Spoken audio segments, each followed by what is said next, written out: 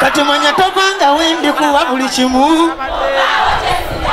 nino munafu muli munzeera buli wamu Silivia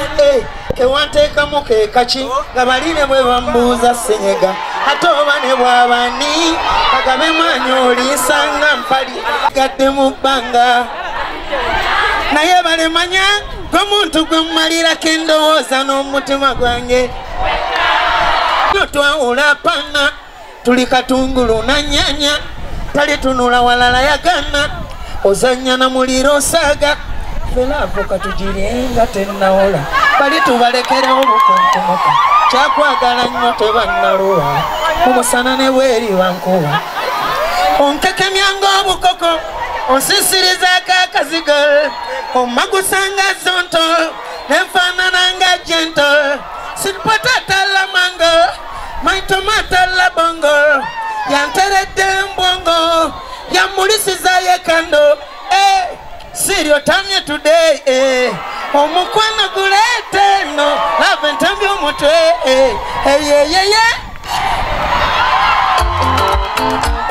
gono ngondera ko omukwano Silivia uno ngondera gankola n'ensimbi nga ndeeta ng'owoomerwa nyongeza omukwano oba bayagala bakolime omukwano gwaffe guli mubire nga kinogo kibapika batulike bayagala kusanga bisibe nga tebamanye na kumanya gye biyise temutuwabula kati mutuleke no asundira bongo lafu ye ntakula mbongo omukwano nange muwa konko ndi wano nesunga butoto yalungi wakira kaliba kemmondo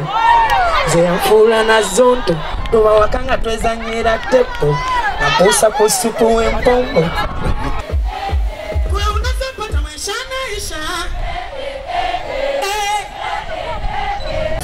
buli muntu yimba nti omwoyo emikono mu bbanga wano kati muwulira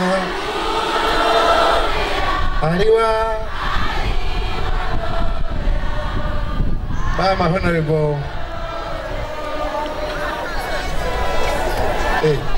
okay banange I'm so humbled, I'm so honored bane muzikirize nange mbasabire yesala ku mukolo gw'abandi muwanike emikono mu bbanga mwenna ekisookera ddala Honorable Sylvia, congratulations, what a beautiful day. Kansabe fenna Tata Honorable Tayewa, respect kwagala nnyo Honorable Kabanda, Honorable Kasolo, Honorable Anyawo mulala bannaye Tata Reverend Mukama kuwa mukisa banange ngenda kuweza emyaka 2 nange nga nyimba endongo ya Yesu mu Uganda. So Honorable Sylvia, Honorable Tayewa honamberera omugenyi wange omukulu wayogera Mukama nga 8 August wayogera Mukama.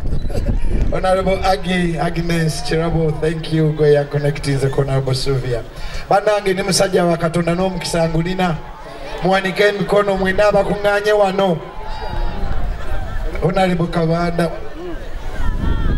Honorable Namujusisa yamwanyina nsanyise banange mbasabira abali mu tent wadde muli babitiibwa muzikirize mbasitule nsaba omukisa ngulina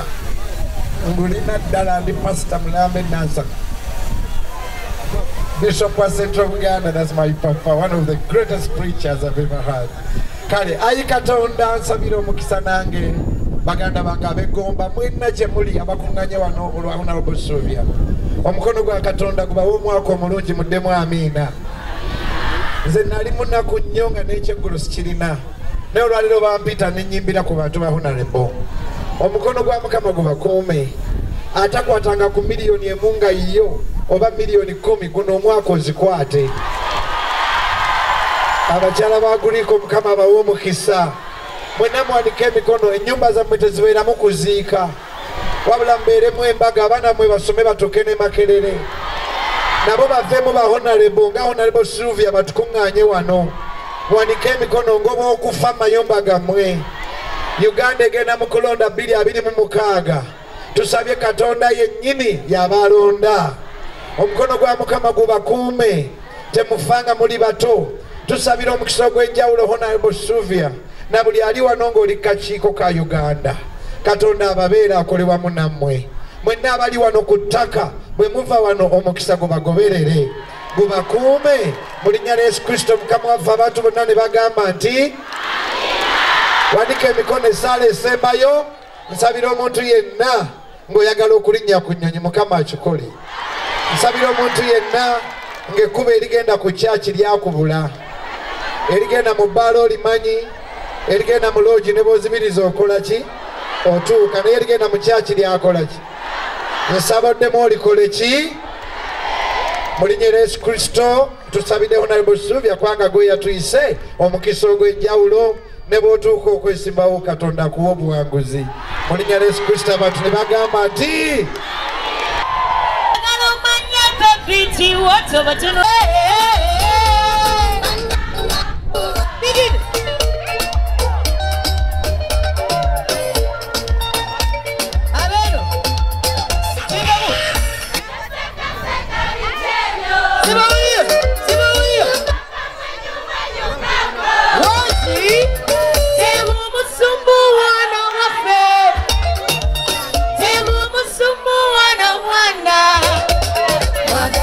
Chito, I need not to